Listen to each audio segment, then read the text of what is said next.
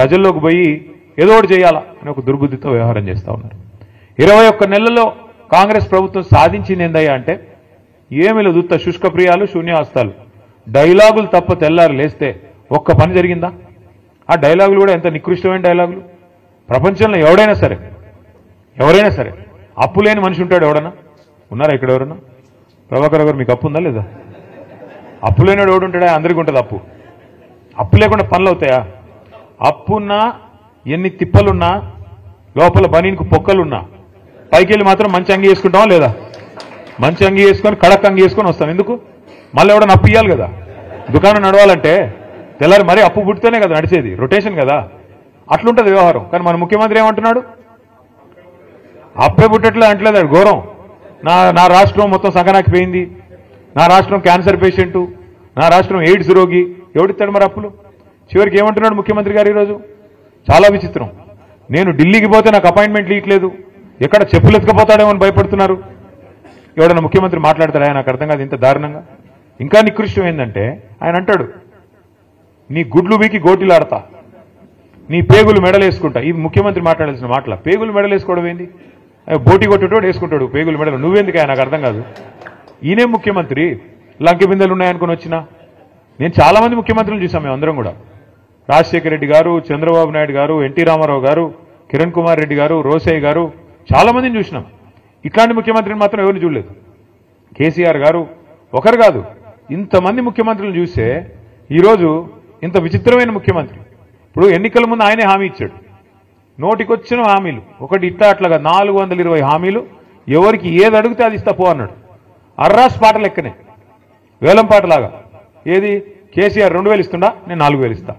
కేసీఆర్ ఒక ముసలమ్మకే ఇస్తున్నాడా, నేను ఇద్దరికి ఇస్తా. కేసీఆర్ ₹1,00,000 ఇస్తుండా, నేను తులం బంగారం ఇస్తా. కేసీఆర్ 10,000 ఇస్తుండా, నేను 15,000 ఇస్తా. కేసీఆర్ ఇంత ఇస్తే నేను అంత ఇస్తా, అంత ఇస్తే ఇంత ఇస్తా. నోటికొచ్చినట్టు వాగి. అది కూడా ఏంటి, మళ్ళీ మీ జిల్లాలో ఉన్న ఉప ముఖ్యమంత్రి భట్టి గారు, ఆయన డైలాగులు బీభత్సమైన డైలాగులు. ఈ గ్యారంటీ కార్డు భద్రంగా పెట్టుకోండి, మేము వస్తానే ఉన్నాం, జాగ్రత్తగా దాచిపెట్టుకోండి, 100 రోజుల్లోనే చేసేస్తాం. 100 రోజుల్లో మీరు అటు పెట్టుకుంటే వాళ్ళు వస్తారు, అధికారులు వస్తారు, తీసుకుంటారు, మీకు కావాల్సినవన్నీ మీ ఖజానాలో వేసేస్తారు, మొత్తం స్వర్గం అయిపోతుంది, భూతల స్వర్గం కాంగ్రెస్ నాయకత్వంలో. ఆ రోజు డైలాగులు. ఆ రోజు అడిగారు విలేకరులు, అయ్యా మరి మీరు చెప్తున్నాయన్నీ అమలు చేయాలంటే 4 స్టేట్ల బడ్జెట్ కావాలా, 4 దక్షిణాది రాష్ట్రాల బడ్జెట్ కావాలా, ఎట్లా చేస్తారా స్వామి అంటే, మా కాంగ్రెస్ పార్టీకి చాలా తెలివి ఉంది, మాది 100 సంవత్సరాల చరిత్ర, మావాడు ఒక్కొక్కడు 6 ఫీట్లు ఉన్నాడు, మాకు తెలివి లేదంటారా, బ్రహ్మాండంగా సంపద పెంచుతాం, మేము ఇది చేస్తాం అది చేస్తాం అని డైలాగులు. ఇవాళ ఏమైందా అంటే బీదర్పులు. ఏమని? కేసీఆర్ దివాలా చేయించాడు, అప్పులపాలైపోయింది రాష్ట్రం. నేను ఒక్కటే అడుగుతా ఉన్నా మిమ్మల్ని, కాంగ్రెస్ నాయకుల్ని కానీ మిమ్మల్ని కానీ ఆలోచించమని అడుగుతా ఉన్నా. కేసీఆర్ గారు ముఖ్యమంత్రిగా ఉన్నప్పుడు కరోనా మహమ్మారి మొత్తం ప్రపంచం అంతా వచ్చింది, మన దాంతోపాటు మనకు కూడా వచ్చింది. ఎవడో అనుకోలే మూతికి బట్టలు కట్టుకొని ఇంట్లో కూర్చుంటామని. కూర్చున్నాం, బతుకుంటే బల్సార్ తినొచ్చు అని చెప్పి ఎవరింట్లో వాళ్ళు నోరు మూసుకుని మొత్తం దాదాపు సంవత్సరంన్నర కూర్చున్నాం. దానివల్ల ఏమైంది? ₹1 ఆదాయం లేదు ప్రభుత్వానికి అన్నాడు, రూపాయి కూడా లేదు. ఎందుకంటే బయట పనులు జరుగుతూనే కదా ప్రభుత్వానికి ఆదాయం వచ్చేది. బొగ్గు కానీ నడిస్తే, అక్కడ బొగ్గు తవ్వితే, బొగ్గు బయటకు వస్తే, బొగ్గు అమ్మితే, అట్లే కదా ఆదాయం వచ్చేది. సింగరేణి సంస్థ కూడా లేదు, దాని నుంచి వస్తుంది. అందులో మాకు కూడా ట్యాక్స్ రూపంలో గవర్నమెంట్ డబ్బులు వస్తాయి. ఒకడు సబ్బు కొనాలి, ఒకడు పప్పు కొనాలి, ఒకడు ఉప్పు కొనాలి, అవి కొంటేనే కదా ఆదాయం వచ్చేది. ఏదీ లేదు. మొత్తం సంవత్సరం పాటు ఎక్కడక్కడ తలుపులు బిడాయించుకొని ఇంట్లో ఉన్నారు. దానివల్ల ఏమైంది? ఆదాయం 0. కేసీఆర్ గారు ముఖ్యమంత్రిగా ఉన్నప్పుడు, ప్రభుత్వం ఉన్నప్పుడు ఆదాయం 0 అయినా రైతు బంధు ఆగిందా? పెన్షన్లు ఆగినాయా? కళ్యాణ లక్ష్మి ఆగిందా? షాదీ ముబారక్ ఆగిందా? పంటల కొనుగోలు ఆగినాయా? అంటే జీతాలు ఆగినాయా? కొద్దిగా ఆలస్యంగా పడ్డాయేమో, ఆగలేదు కదా. దమ్మున్న నాయకుడుంటే, దమ్మిడి లేకపోయినా సంక్షేమ పథకాలు ఆగవు. ప్రభుత్వం చిత్తశుద్ధి గల ప్రభుత్వం ఉంటే పనులు చేస్తారు తప్ప సాకులు వెతకదు. ఈ సన్నాసులు వీళ్ళకి పని చేయడం చేత కాదు, వాళ్ళ ప్రభుత్వం నడపడం చేత కాదు. ఎంతసేపు ఢిల్లీకి మూటలు పంపాలా, పదవులు కాపాడుకోవాలా తప్ప ఇంకో సోయి లేదు. ఏం చేయాలి మరి? తెల్లారెత్తే కేసీఆర్ని తిట్టాలి. తిడితే చివరికి ఆఖరికి పార్లమెంట్లో కూడా మన వాళ్ళు బీజేపీ ఎంపీయే రఘునందన్ రావు అని బీజేపీ ఎంపీ ఉంటే ఆయన ప్రశ్న వేసినాడు పార్లమెంట్లో. ఏమని? అసలు తెలంగాణలో అప్పులు ఎంత అని కేంద్ర ప్రభుత్వాన్ని అడిగినాడు. కేంద్ర ప్రభుత్వం కుండబద్దలు కొట్టినట్టు చెప్పింది. మొత్తం లెక్కలు controller and auditor general, finance department వాళ్ళందరినీ అడిగి తీసుకొని కుండబద్దలు కొట్టినట్టు చెప్పింది. 10 ఏళ్లలో కేసీఆర్ ప్రభుత్వం చేసిన అప్పు, వదిలిపెట్టిపోయిన అప్పు 3.5 లక్షల కోట్లు. అందులో కేసీఆర్ గారు రాకంటే ముందే 72,000 ఉంది. ఆయన వచ్చినాక 2,80,000 కోట్ల అప్పు చేసినాడు. ఇది మాత్రమే అప్పు అంటూ మన కేంద్ర ప్రభుత్వం స్పష్టంగా పార్లమెంట్లో చెప్పింది. అయినా సిగ్గులేదు. కేంద్ర ప్రభుత్వం పార్లమెంట్లో చెప్పిన సిగ్గు ఎంత మాత్రం లేదు కాంగ్రెస్ వాళ్ళకి. ఒకడు 6 లక్షలు అంటాడు, ఇంకొకడు 7 లక్షలు అంటాడు, ఇంకోటి 8 లక్షలు. ఎవడికి నోటికి ఎంత వస్తే అంత, ఎంత వస్తే ఎంత తోస్తే ఎక్కడ ఉంటే అక్కడ నోటికి ఎంత వస్తే అంత మాట్లాడుతూ ఉన్నారు. ఆధారం ఏంది, ప్రామాణికమైంది, పత్రం ఏంటంటే ఎవరి దగ్గర ఏం లేదు. నోటికి ఎంత వస్తే అంత మాట్లాడాలా, అదరగొట్టాలా, ఉపన్యాసాలు ఇవ్వాలా, మీడియాను మేనేజ్మెంట్ చేసుకోవాలా, ప్రజల్ని మోసం చేయాలా, మళ్ళీ ఇటగే వ్యవహారం నడిపిస్తూ ఉండాలా. ఏం చేస్తున్నారు సక్సెస్ఫుల్గా వాళ్ళు? వాళ్ళ మీదికి రాకూడదు దృష్టి. అందుకే ఏం చేస్తున్నారు, 6 గ్యారంటీలు ఎవరు అడగొద్దు, సింగరేణిలో ఇచ్చిన హామీలు మీరు అడగొద్దు. ఏం చేయాలి మరి? ఏదో డైవర్షన్ గేమ్ ఆడాలి.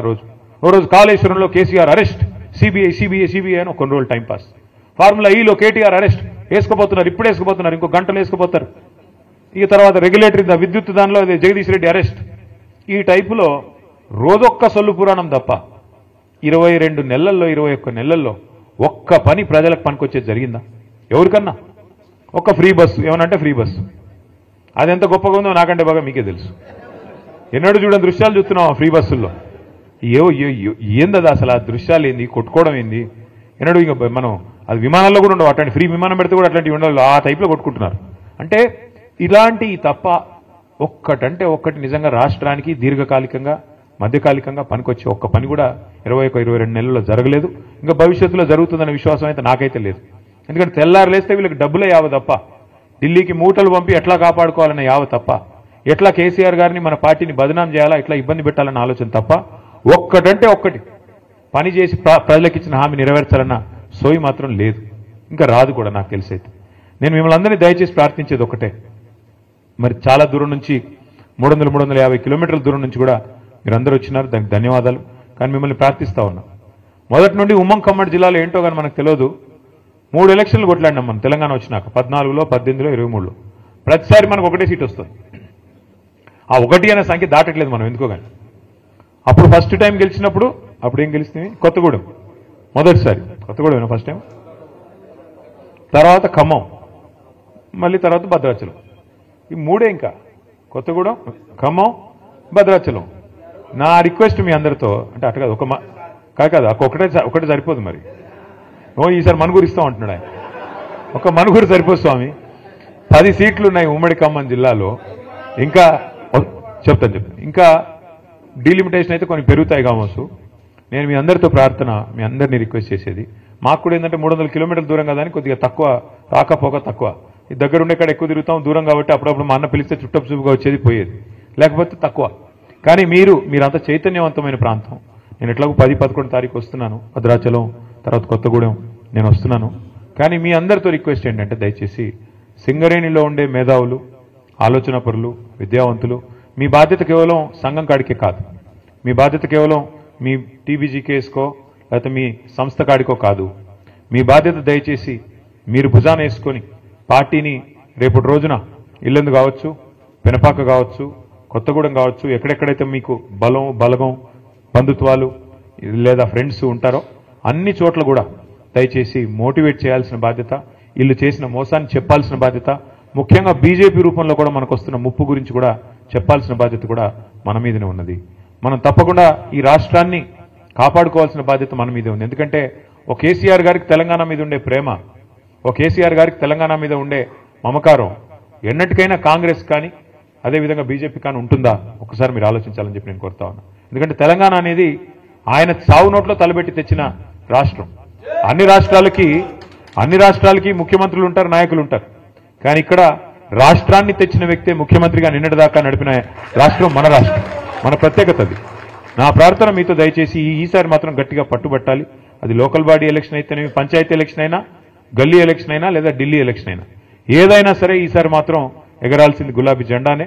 ఏదైనా సరే ఈసారి మాత్రం ఎగరాల్సింది మన కారు గుర్తే, మన నాయకుడు కేసీఆర్ గారి నాయకత్వంలో ముందుకు పోవాలి. దానికి మనం చిన్న ఇష్యూస్ ఉంటాయి, సంఘంలో ఉంటాయి, సంస్థలో ఉంటాయి, ఇంకోటి ఉంటాయి. వాటిని పక్కన పెట్టాలి. పొరపచ్చాలు లేకుండా మన నాయకుడు తిరిగి మళ్ళీ ముఖ్యమంత్రిగా తెలంగాణలో బాధ్యతలు చేపట్టాలనే లక్ష్యంతో తెలంగాణ ప్రజల కోసం, ఆయన కోసం కాదు, ఆయన ఆల్రెడీ 10 ఏళ్ళు చేశారు ముఖ్యమంత్రి, ఆయనకి ఏం కొత్త పదవి కాదు.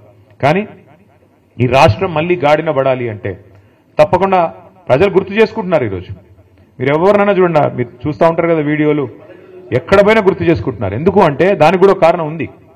ఎప్పుడైనా పెద్దలు చెప్తారు, మన మధ్యన ఒక పెద్ద ఆయన ఉంటే ఆ వాల్యూ మనకు అర్థం కాదు, విలువ తెలవదు. ఆయన ఆ పొజిషన్లో లేనప్పుడే తెలుస్తుంది. ఎప్పుడైనా సరే చీకటిని చూస్తేనే వెలుగు విలువ తెలుస్తుంది, గాడిదని చూస్తేనే గుర్రం విలువ కూడా తెలుస్తుంది. ఇవాళ గాడిదలు ఎవరైతే ఉన్నారో, నేను చెప్పను ఏ గాడిద అంటే మళ్ళీ అదో కథ, వాళ్ళని చూసిన తర్వాత ఇవాళ కేసీఆర్ గారి విలువ ప్రస్ఫుటంగా తెలుస్తున్నది ప్రజలకి. అయ్యో ఎంత తప్పు జరిగింది, అయ్యో ఎంత తప్పు. రైతులైతే నేను చూస్తా ఉన్నా, కొంతమంది వీడియోలు చూస్తా ఉన్నాను నేను, తమ చెప్పు తీసుకొని తాము కొట్టుకుంటున్నారు. మేము తప్పు చేశాము, కాంగ్రెస్ కోటేసి మోసపోయాము, రుణమాఫీ అంటే మోసపోయాము, రైతు బంధు పెంచుతామంటే వీళ్ళు ఏది చేయరు, వీళ్ళ వల్ల కాదు, ఇంకా ఉన్నదే పొడగొడుతున్నారు వీళ్ళు అని చెప్పి బాధపడతా ఉన్నారు. మరి అట్లా ఉండే రైతులు కానీ, కార్మికులు కానీ, మహిళలు 1,67,00,000 మందికి మాటిచ్చినారు, మీకు నెలకు 2,500 ఇస్తామని. వీళ్ళు ఇస్తారా? తులం బంగారం అన్నారు. నేను చెప్పాను ముందే, బంగారం కాదు, వీళ్ళు ఇనుము కూడా ఇవ్వరు. ఇది ఇనుము ఏమైనా ఉంటే ఉల్టా ఎత్తుకపోయే బ్యాచ్ తప్ప ఇచ్చే బ్యాచ్ కాదు అది. అలీబాబా 45 దొంగల్లాగా వీళ్ళు మామూలు వాళ్ళు కాదు, ఇది దండుపాలెం బ్యాచ్ ఇది. ఆ బ్యాచ్ వీళ్ళు బంగారం ఇచ్చే బ్యాచ్ అసలే కాదు. మహిళల్ని కూడా అట్లా బుట్టలు వేసుకున్నారు, వాళ్ళని కూడా మోసం చేశారు. కాబట్టి ఒక్కొక్కరిని మనం చైతన్యవంతులు చేసి ఒక్కొక్క వర్గాన్ని దగ్గర తీసుకొని జాగ్రత్తగా ఒక్కొక్కటిగా ఇంకా మనకు టైం ఉంది, మనకేం తొందర లేదు, మనకేం ఇప్పటికిప్పుడు ఉరుకులు పెట్టాల్సిన అవసరం లేదు, టైం ఉంది. కానీ నిజంగా కూడా గొప్పగా అనిపించింది ప్రభాకర్ రావు గారు చెప్తుంటే, ఒక అధికార పార్టీని వదిలిపెట్టి ఇంకా 3 ఏళ్లు సమయం ఉండగా లేదు ఆ పార్టీ మాకు వద్దు, మాకు మా మాతృ సంస్థ బీఆర్ఎస్ అంటేనే మమకారం, కేసీఆర్ గారు అంటేనే మమకారం అంటూ 350 కిలోమీటర్ల దూరం మరి దాదాపు ఉదయం 3 గంటలకు లేచి బయలుదేరి వచ్చిన మీ అందరికీ కూడా శిరస్సు వంచి హృదయపూర్వకంగా సుస్వాగతం తెలియజేస్తూ, ముందుగా అందరం కూడా కండువాలు కప్పుకుందాం. కానీ కొద్దిగా ఒక పద్ధతిలో ఒకవైపు నుంచి ఒకవైపు పోయేటట్టు కండువాలు కప్పుకుందాం.